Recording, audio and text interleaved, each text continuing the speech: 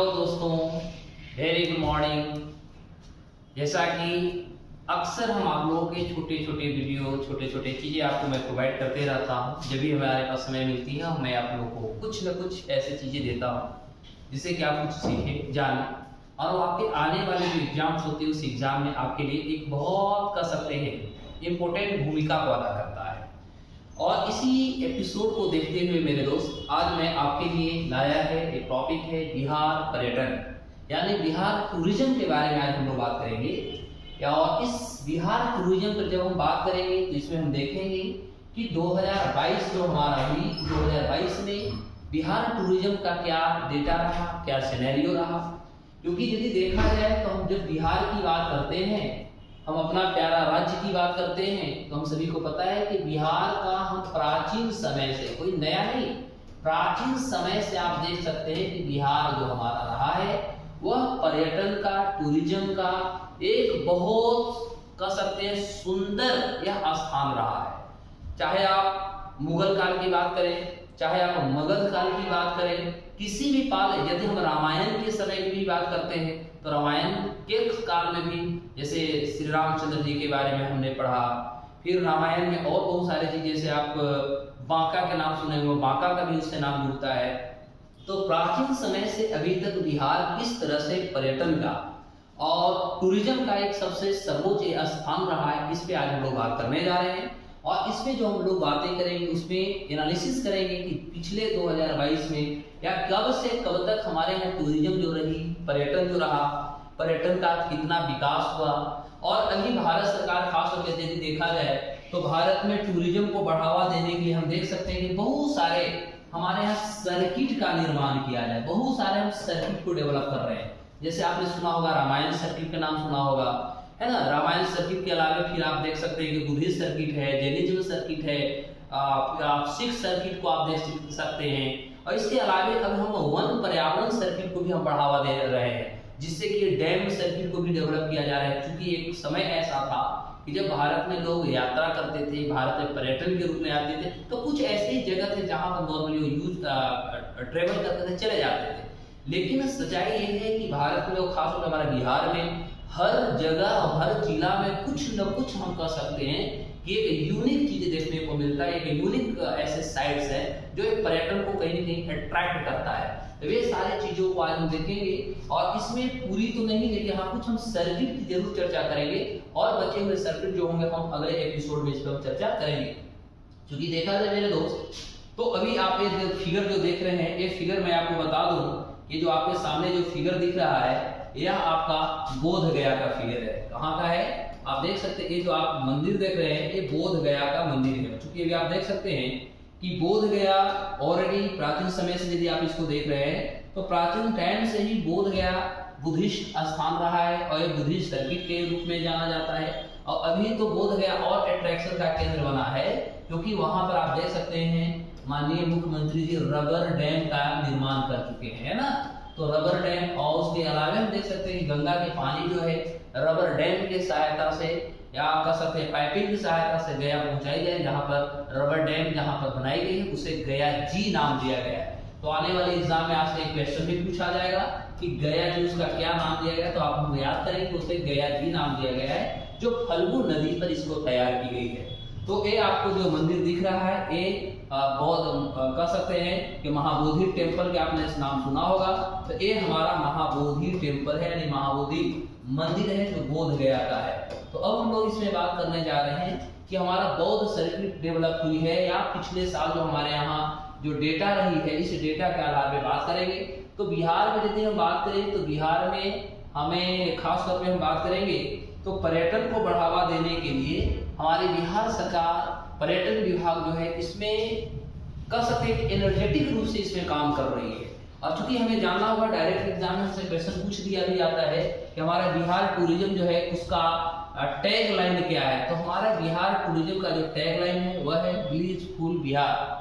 मतलब हम कह सकते हैं बिहार का जो हमारा पर्यटन सेवा है, पर्यटन सेवा का जो हमारा ब्लीसफुल है, या कह सकते हैं कि जो इसका स्लोगन है इसका वह नाम दिया गया blissful Bihar. Is it okay? तो ये डायरेक्ट आपसे एग्जाम में पूछा जाए। पिछले साल की यदि हम डेटा की बात करें तो पिछले साल यानी 2022 की हम बात करेंगे, 2022 में बिहार में 2,54,00,000, ध्यान देंगे, बिहार में 2,54,00,000 टूरिस्ट जो है यानी पर्यटक जो है बिहार का यात्रा किए हैं। और हम कह सकते हैं कि 2022 में हम देख सकते हैं तो मैक्सिमम नंबर ऑफ टूरिस्ट जो है सबसे ज्यादा भारत में यदि टूरिस्ट आए तो वह आए सोनपुर। सोनपुर का मतलब हम कह सकते हैं सोनपुर मेला जो ये भी बहुत पुराना है, जिसे पशुओं को मेला कहा जाता है। यहाँ पर पशुओं के मेला के रूप में इसे पूरे विश्व में जाना जाता है। और विश्व का हम कह सकते हैं पशुओं का सबसे बड़ा मेला के रूप में जाना, जो गंडक नदी तथा गंगा नदी के किनारे पर। ध्यान देंगे इस एग्जाम में क्वेश्चन होती है तो गंगा प्लस गंडक जो नदी है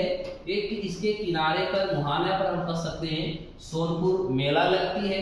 और यह भी प्राचीन समय से भी हम इसको देख सकते हैं। यदि आप मगध सम्राट के पीरियड को देखते हैं तो मगध सम्राट में भी लोग वहां पर घोड़ा हाथी खरीदने के लिए क्रय विक्रय करने के लिए जाते थे।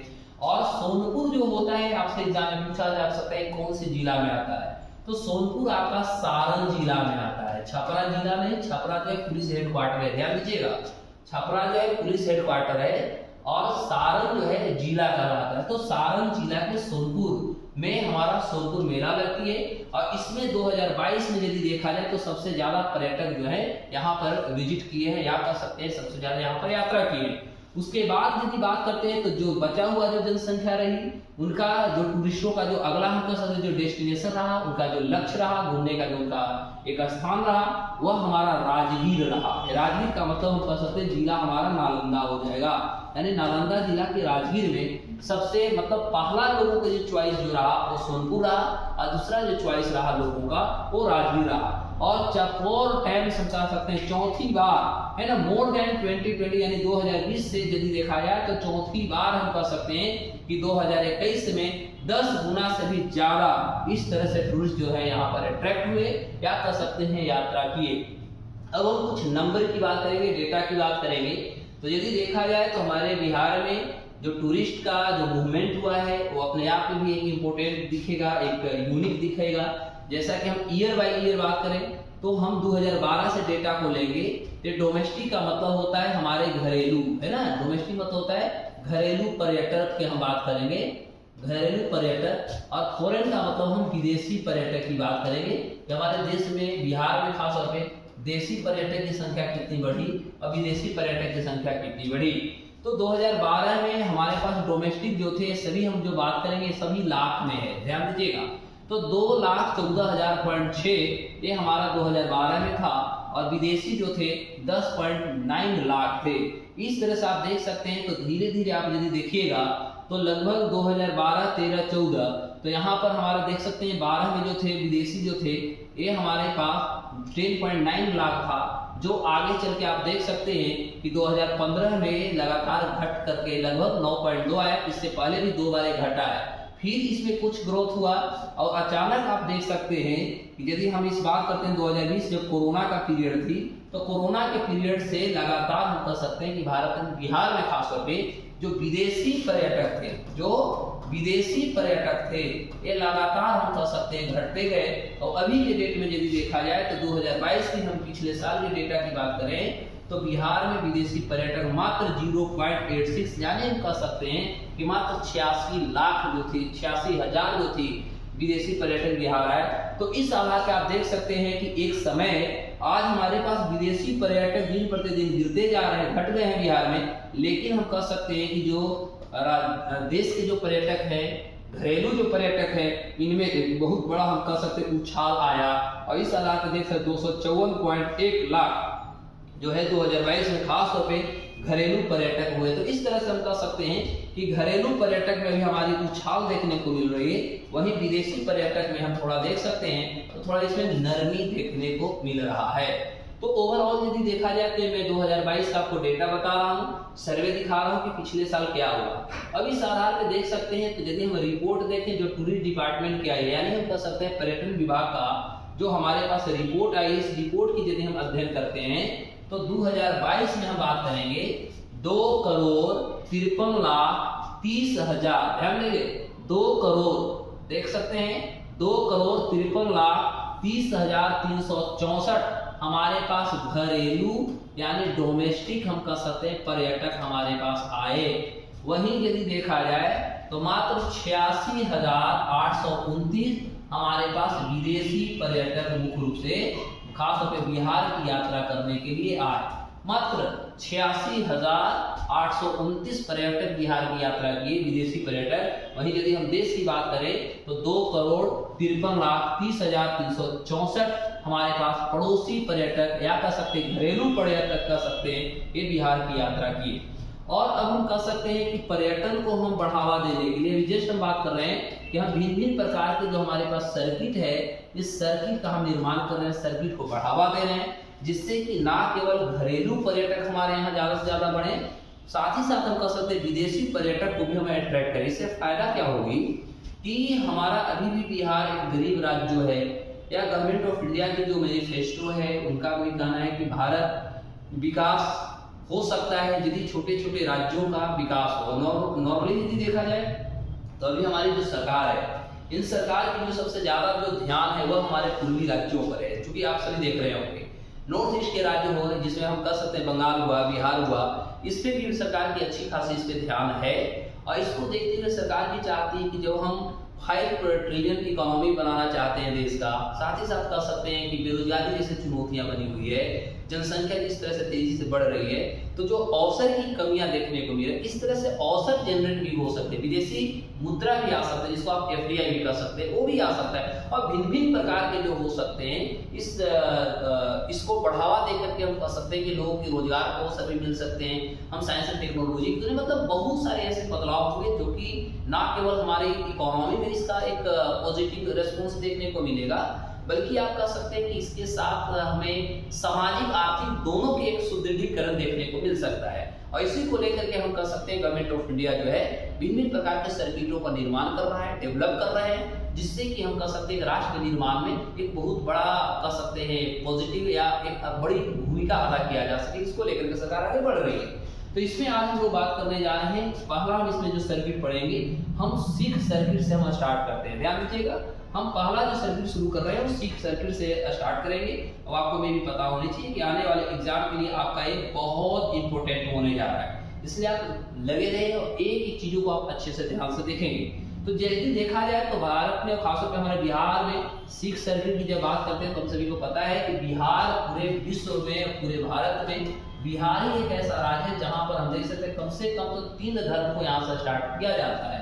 जैसे सिख धर्म बिहार से हमारा शुरू हुआ, पटना से होता है। जैसे हम जैनिज्म की बात करते हैं, जैसे हम बुद्धिज्म की बात करते हैं, 3 ऐसे धर्म हमारे सामने दिख रहे हैं जिसका निर्माण कहा जाता है कि बिहार से चला, बिहार से पूरे विश्व में इसका हम कह सकते हैं परचम को लहराया गया।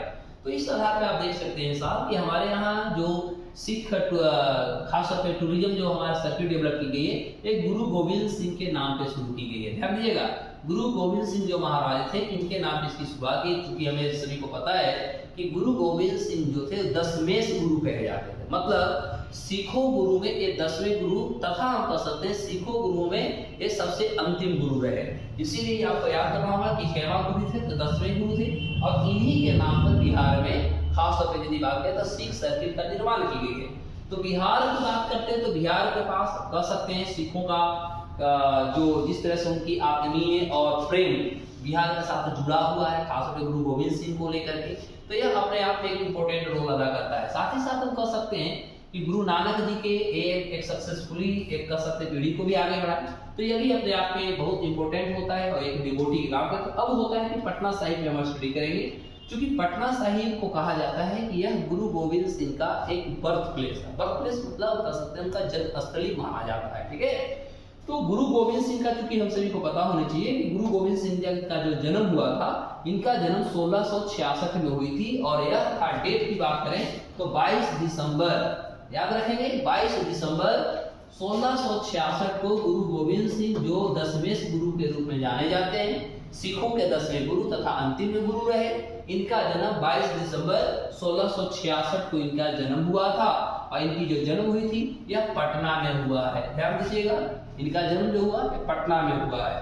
अब देखा जाए तो इनका जो बेटा थे, है ना, तो जो दशमेश गुरु यानी गुरु गोविंद सिंह जो थे वह थे अपने पिताजी के, यदि देखा जाए तो 9वें संतान थे। ध्यान देंगे, he was the son of the 9th Sikh गुरु, और उनके पिताजी का नाम था गुरु तेग बहादुर।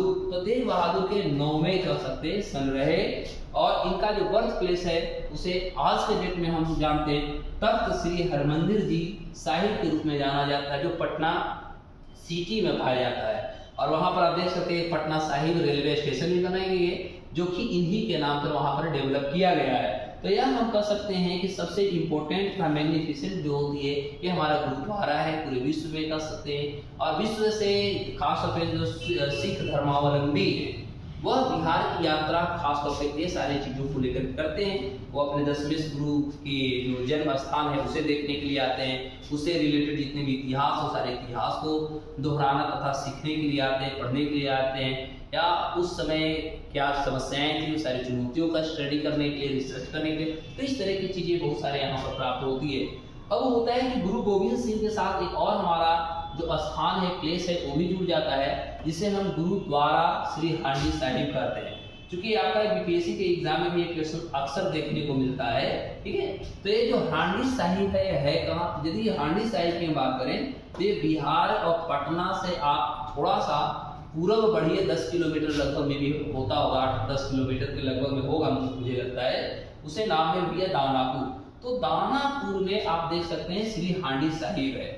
तो ये क्या है, जो हांडी साहिब जो ये भी एक गुरुद्वारा है, ध्यान देंगे, ये भी एक गुरुद्वारा है जो दानापुर में, और इसे माना जाता है, ये बहुत इंपॉर्टेंटली हम बात करें तो यह भी एक तीर्थस्थली के रूप में इसको कंसीडर किया जाता है। क्योंकि मैं आपको बता दूं कि जब गुरु गोविंद सिंह जी पटना सिटी से जब पंजाब की यात्रा पर जा रहे थे तो उसी दौरान रात हो जाती है, अंधेरा हो जाता है। और अंधेरा होने के बाद वह तथा उनके जितने भी डिवोटी थे, डिवोटी का मतलब आप कह सकते हैं उनके जो प्रशंसक थे, या कह सकते हैं उनके जो श्रद्धालु थे, तो सभी के साथ उन्होंने कहा कि भाई अब रात हो चुका है, इसलिए हम लोग रात्रि का यहीं पर विश्राम करेंगे। और वहीं पर रात्रि की विश्राम हुई तो वहाँ पर मिट्टी के कुम्हार भाई जी के यहाँ से मिट्टी की बर्तन लाई गई थी, जिसको हांडिया हम लोग या हांडी बोलते हैं, और उसी में खिचड़ी जैसे भोज्य पदार्थ का तैयार किया गया था। और उससे वहाँ पर सब लोगों ने खाया, रेस्ट लिया, वहाँ पर अपने रिलीफ लिया कह सकते हैं। और उस जगह को डेवलप किया गया है एक पिलग्रिमेज डेस्टिनेशंस के रूप में, जो गुरु गोविंद सिंह जी से जुड़ा हुआ है। तो आप देख सकते हैं कि जब वो पंजाब की यात्रा पर जा रहे थे, कौन किनकी बात करें हम, 10वें गुरु की बात करें जो गुरु गोविंद सिंह थे, जिसे हम दशमेश गुरु भी कहते हैं। तो कहा जाता है कि जब वो जा रहे थे तो उस रास्ते में ही उन्होंने अपने फॉलोवर्स मतलब अपने जितने डिवोटीज के साथ उन्होंने वहीं पर विश्राम किया था, या कह सकते हैं वहीं पर उन्होंने स्टे किया था। और लोकल्स आर से टू हैव, और वहाँ के जो आम लोग थे वे सभी ने उनको वेलकम किया गुरु साहिब, एंड संगत विथ ओपन आर्म, सभी लोगों ने खुले दिल और खुले बाहों से उनको सम्मान किए, या कह सकते दिल से उन्होंने लगा लिया। और इस तरह से जो हुई वहाँ पर, जो अभी बात कर रहे थे खिचड़ी की, तो वहाँ पर वही खिचड़ी सर्व किया गया, यानी खिचड़ी परोसी गई, खिचड़ी तैयार की गई, और वहाँ पर एक लंगर के रूप में सबको खिलाया गया, दिया गया, है ना। और इसी के रूप में हम कह सकते हैं कि इस जगह पे जो डेवलप किया गया है, या इसका नाम आगे चलते पड़ा, जिसको हांडी साहिब नाम दिए, तो जो मिट्टी की हांडी जो थी जिसमें खिचड़ी तैयार की गई थी और लोगों की जो सर्व किया गया था, उसी के नाम पर इसे हांडी साहिब भी नाम दिया गया है। अब हम देखते हैं कि एक दिन की बात है कि one can visit other gurdwara. अब हमें कुछ और गुरुद्वारा की बात करेंगे, जैसे हुआ सिख श्राइन्स, और वहां पर कह सकते हैं गुरु गोविंद सिंह जी के लाइफ में क्या क्या इवेंट्स हुए, क्या क्या घटनाएं हुए, वे सभी चीजों को भी हमें स्टडी करना होता है। और यह हम जब यात्रा करते हैं, पूरे बिहार की यात्रा करते हैं, तो गुरु गोविंद सिंह से रिलेटेड जितने भी हमारे पास स्थान होते हैं, वो सभी जगह जब हम यात्रा करते हैं तो वहां से रिलेटेड हमें बहुत सारे, हम कह सकते हैं डॉक्यूमेंट्स तैयार होता है, डॉक्यूमेंट्स हमें प्राप्त होती है। इस डॉक्यूमेंट्स के आधार पर हम सिख सर्किट कैसे डेवलप हो रहा है, कहाँ कहाँ गुरु गोविंद सिंह से रिलेटेड कौन कौन से जमीन या कौन कौन सा क्षेत्र जो था उनसे बिलोंग करता है, वे सारे क्षेत्रों को हम बुद्ध सर्किट सिख सर्किट के रूप में उसे हम डेवलप करने की कोशिश कर रहे हैं। तो ये सभी जो जगहें हैं, है ना, तो सबसे पहले देखेंगे, दिया जा रहा है, these places of worship are not just important Sikh pilgrimages sites, ये ना केवल हम कह सकते हैं कि सिख पिलग्रिमेजेस यानी कह सकते हैं कि जो उनका धर्म स्थल है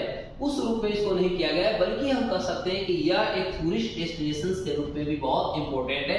तो टूरिस्ट डेस्टिनेशंस के रूप में हम इसको मुख्य रूप से डेवलप करने की कोशिश करते हैं।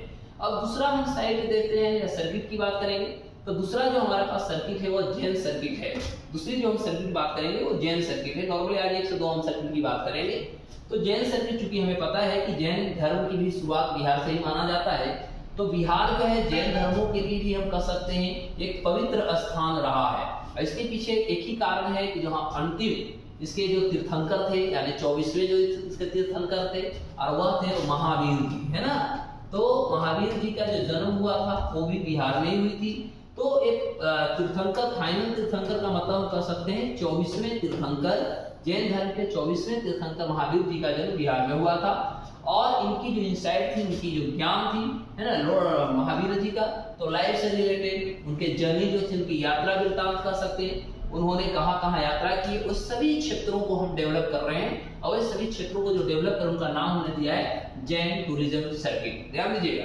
तो अब होते है कि आखिर इसमें क्या क्या हो गया, तो हम कह सकते हैं कि इसमें हम बहुत सारे मटेरियल पोजेशंस को भी हम छोड़ा है, वहां से कुछ प्राप्त किया है, वहां साथ ही साथ बहुत सारे ईयर तक खास तौर पे महावीर जी जो थे उन्होंने अपना प्रार्थना किया, चिंतन किया, मेडिटेशन किया, तो उस क्षेत्रों तक हम पहुंच बना रहे हैं। तथा उन्होंने किस तरह से जैन धर्मावलंबियों को आगे बढ़ाया, जैन एक जो नया कॉन्सेप्ट डेवलप होकर के आई, तो इस विचारों को उन्होंने आम जनता जनमानस तक कैसे पहुंचाया, कहाँ क्षेत्र पर, कहाँ पर सबसे पहले उन्होंने अपने प्रवचन दिया, ये सभी क्षेत्रों को हम जो मिला रहे हैं, मिला करके जो डेवलप कर रहे हैं, उसे ही नाम दिया गया है कि यह जो होगा यह जैन टूरिज्म सर्किट के रूप में डेवलप किया जाएगा।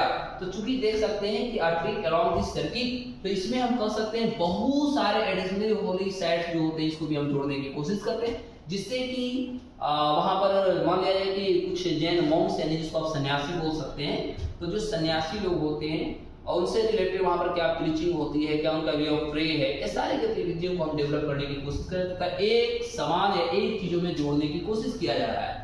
तो जैन मंदिर एक कुंडलपुर में आपको पता होनी चाहिए, तो एक कुंडलपुर के जो जैन मंदिर है इसके बारे में भी थोड़ा हमें स्टडी कर लेना चाहिए, क्योंकि आने वाले एग्जाम में इससे भी प्रश्न होते हैं। तो कुंडलपुर सबसे पहला होता है कि कुंडलपुर है कहाँ, तो कुंडलपुर आपका नालंदा में है। कहाँ पर है, तो नालंदा में, यानी नालंदा जिला में। और आज के डेट में नालंदा का खंडहर जो हम लोग पढ़ते हैं, खंडहर है ना, एक खंडहर जो है यहीं पर हम कुंडलपुर को हम देख सकते हैं। उसके बाद दिगंबर जो सेक्ट थी, क्योंकि श्वेतांबर और दिगंबर 2 भागों में बट गया था जैन जो सेक्ट थी, तो ये जैन धर्म के जो दिगंबर जो सेक्ट है उन्होंने कहा कि लॉर्ड महावीर जो है उनके 24वें तीर्थंकर हैं, सबसे पहले ध्यान दीजिएगा, और उनकी जन्म यहीं पर माना जाता है। लेकिन देखा जाए तो बहुत सारे जैन टेम्पल्स भी उस गांव में देखने को मिलता है। उसके बाद हम कह सकते हैं कुछ ऐसी भी नजदीकियां बनती है, प्रॉक्सिमिटी बनती है, खासतौर पे राजगीर जैसे जो ऐतिहासिक एक कह सकते हैं नगर रहा है, तो इस शहर से यदि जोड़ा जाए, इस नगर से जोड़ा जाए, प्राचीन समय से यदि इसकी जोड़ा जाए, तो इसकी जो पॉपुलैरिटी होती है, इस क्षेत्र का जो पॉपुलैरिटी होती है वो देखते ही बन जाता है। तो इस आधार पर भी कह सकते हैं कि ये सारे भी क्षेत्रों को जो है हम कह सकते हैं महावीर जी से इसको जोड़ करके इसको डेवलप किया जा रहा है, जो कि जैन धर्मावलंबी जो हैं वो कह सकते हैं वहां तक वो आएंगे, वहां से वो प्रीचिंग करें, उनसे रिलेटेड जितने भी ज्ञान हैं, जितने भी उनके उपदेश हैं, वो कौन कौन से क्षेत्रों तक उनकी पहुंच बने, ये सारी चीजों को स्टडी करने की वो कोशिश कर सकते हैं। उसके बाद हमारा है समोसरन, एक टेम्पल है, याद रखिएगा समोसरन टेम्पल से भी कभी कभी एग्जाम में क्वेश्चन पूछा जा सकता है। तो ये लॉर्ड महावीरा जो थे, सबसे पहला हम कह सकते हैं कि इन्होंने लास्ट जो अपने टीचिंग किया था यहीं पर किया था समोसरन, और इसी के कह सकते हैं विश्वास में ऐसा माना जाता है कि लॉर्ड महावीर जो थे उन्होंने अपना लास्ट टीचिंग जो किए थे, डिलीवर्ड जो किए थे, यहाँ किए थे, और यहाँ पर एक मंदिर का गठन किया गया है, मंदिर का निर्माण किया गया है, जिसे समोसरन टेम्पल कहा जाता है। अब हम पढ़ेंगे जल मंदिर के रूप में। ये जल मंदिर क्या है, जल मंदिर कहाँ है, इसके बारे में भी थोड़ा देख लिया जाए। तो जल मंदिर जो है यह भी एक स्पेक्टेकुलर है, और जो एक मार्बल से तैयार हुआ है, ध्यान देंगे, एक मार्बल से तैयार हुआ है, और ये जो है आपका इसके मिडिल में आप जो देखिएगा ये पूरा पौंड में है और इसका मिडिल में एक लोटस यानी कह सकते हैं कमल है ना, आप एक कह सकते हैं इसके बीच में एक कमल है और वह मार्वेसली कह सकते हैं रेक्टेंगुलर प्लेटफॉर्म है, यानी उसका जो शेप की बात करें, उसकी आकार की बात करें तो रेक्टेंगुलर प्लेटफॉर्म पर है। और ये डेजिग्नेट क्या करती है, ये डेजिग्नेट करती है कि लॉर्ड महावीरा के जो क्रीमेशन हुई थी मॉर्टल रेमेंस, मतलब जो उनकी मृत्यु हुआ था, तो मृत्यु होने के पल को यह लोकेशन जो है, ये क्षेत्र जो है वो प्रदर्शित करता है। अब हम बात करते हैं कि यह जो यह जो टेम्पल यानी जो मंदिर की निर्माण की गई, ऐसा माना जाता है कि इसकी जो निर्माण की गई थी ये नंदीवर्धन जब वहां राजा थे तो नंदीवर्धन के शासन काल में इसका निर्माण किया था। और नंदीवर्धन जो थे कौन थे, वह एल्डर ब्रदर जो थे वो महावीरा जी थे, या ना हम कह सकते हैं लॉर्ड महावीर जो थे उनके बड़े भाई का जो नाम था वो नंदीवर्धन था। और ऐसा माना जाता है कि नंदीवर्धन जो थे उनके बड़े भाई जो एक राजा भी थे, उन्होंने ही इस मंदिर का निर्माण किया था। अब हम बात करेंगे मेन जो ब्यूटीफुल टेम्पल का जो डीटी है वह सबसे बहुत पुराना है और इसे जाना जाता है कि लॉर्ड महावीर के एक चरण पादुका के रूप में नॉर्मली जाना जाता है।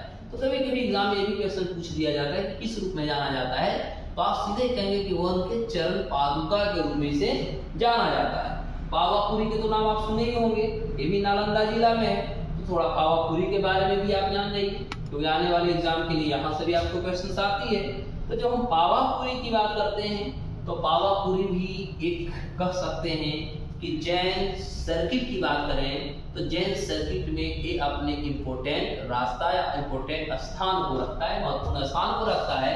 और ये पावापुरी को ही अब देखें, अभी हम पावापुरी बोलते हैं, पहले पावापुरी ये थी और उस समय से जाना जाता है तो इसको अपा पापुरी कहा जाता था। ध्यान देंगे, अपा पापुरी कहा जाता था और इसका मतलब होता है द साइनलेस टाउन। ध्यान देंगे, मतलब जहां पर किसी प्रकार का कोई पाप ही नहीं है, पाप मुक्त वाले शहर को पावापुरी जाना जाता है। तो एग्जाम में पूछा जा सकता है कि पावापुरी का मतलब क्या होता है, भाई कहां से, इसका प्राचीन नाम क्या था, इसका नाम था अपा पापुरी, जिसका मतलब होता है द साइनलेस टाउन। ध्यान देंगे, यानी पाप नाम का चीज ही नहीं है। और ये है कहाँ, ये भी आपको नालंदा, बिहार के जो नालंदा हमारा जिला है वहीं पर है। और यदि पूरी भारत की बात करें तो भारत के ईस्टर्न पार्ट में पाया जाता है।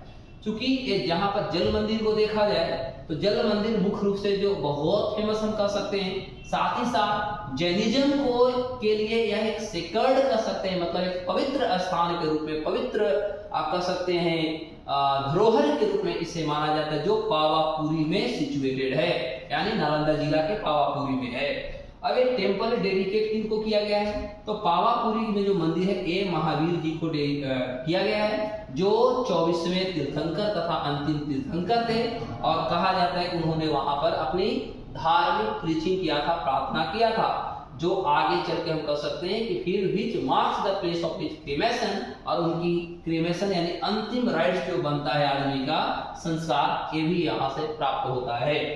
अब महावीर जो थे उन्होंने निर्माण को अटेंड किया था, यानी निर्माण को प्राप्त किया था। और जो निर्माण को उन्होंने प्राप्त किया था ये भी पावापुरी में ही किया था और यह था 527 BC में इन्होंने निर्माण को प्राप्त किया था, यानी अपने ज्ञान को प्राप्त किया था। अब एक देखेंगे जैन टेम्पल है जो वैशाली में है, ध्यान दीजिएगा, एक जैन टेम्पल है जो आपको वैशाली में है ना। तो वैशाली में जो जैन टेम्पल, इससे भी रिलेटेड कभी कभी पूछा जाएगा। तो जैन टेम्पल जो है वैशाली में, इसको माना जाता है, जो बनाई गई है ये बनाई गई, इसके पीछे एक ही का मान्यता मानी जाती है कि लॉर्ड महावीर जो थे उनका एक बर्थ प्लेस है, यानी जन्म स्थल है। दूसरी बात करते हैं कि ये जो हम कह सकते हैं कि यहाँ पर जो जैन टेम्पल बनाई गई है, यह जैन टेम्पल 1874 में बनाई गई है। और यह जैन टेम्पल जो है कह सकते हैं कि जैन टेम्पल और वहाँ धर्मशाला का भी निर्माण किया गया है। लाचुआर एक जगह है, ठीक है, तो लाचुआर में की गई है, जिसको जैन धर्मावलंबी ने इसको रिवर्ड किया। वहां पर हम कह सकते हैं कि महावीर जो थे, महावीर मंदिर जो वहां बनाई गई है, यह मात्र तौर पे देखा जाए तो वहां पर एक धर्मशाला के इनसाइड इसको बनाया गया, मतलब उसके बगल में बनाई गई है। और वहां पर एक उस मंदिर में एक टेम्पल भी है, या कह सकते हैं एक मूर्ति भी बनाई गई है, जो लगभग देखा जाए तो 2600 साल पुराना है, यानी 2600 साल पुराना है। और यह जो है यहाँ पर जो मंदिर, जो मूर्ति बनाई गई है, यह ब्लैक स्टोन को बनाई है, मतलब हम कह सकते हैं काला पत्थर का निर्माण किया है, जिसका वजन लगभग देखा जाए तो 250 किलोमीटर अभी इसका वजन देखा जा सकता है। तो ओवरऑल यदि हम बात करते हैं तो अभी हम दो ऐसे सर्किट की बात किए हैं, जिसमें एक हमने देखा जैन सर्किट की बात किया और दूसरा हमने देखा कि वह हमारा सिक्स सर्किट था, यानी ओरिजिनल सिक्स सर्किट था। तो इस तरह से भी हमने सर्किट और इस सर्किट का जो निर्माण सरकार कर रही है, इसके पीछे एक मात्र रीजन है कि हम विदेशियों को, पर्यटन को अट्रैक्ट करेंगे, और अट्रैक्ट करने से बहुत सारी चीजें जो होगी, जो हमारे पास चुनौतियां हैं, जो कमियां हैं, ये सारी कमियां हमें प्राप्त हो जाएंगे और कमियां से हम कहीं ना कहीं निजात पा सकते हैं। ऐसी गतिविधि को लेकर के खासतौर पर यदि हम बिहार की बात करें तो हमारा बिहार में, है ना, बिहार में हम कह सकते हैं कि हम टूरिज्म को बढ़ावा दे रहे हैं और इससे अनेक प्रकार के लाभ हो सकता है। तो इसको लेकर के बिहार पर्यटन जो है वो काफी कह सकते हैं सफल की कदमों की ओर आगे बढ़ चुका है। अनेक प्रकार के स्कीम्स, अनेक प्रकार के कदम सरकार के द्वारा उठाए जा रहे हैं, जिससे कि ये सारे जो क्षेत्र अभी भी हम कह सकते हैं जो अवरुद्ध हो गए हैं, विकासात्मक गतिविधियों से दूर रहे हैं, ये सभी को डेवलप किया जा रहा है, जिससे कि पर्यटक को अट्रैक्ट किया जा सके। इसी तरह फिर हम इस सर्किट को पूरा कंप्लीट करने के लिए आगे एपिसोड में मिलेंगे। तब तक के लिए बाय बाय, जय हिंद।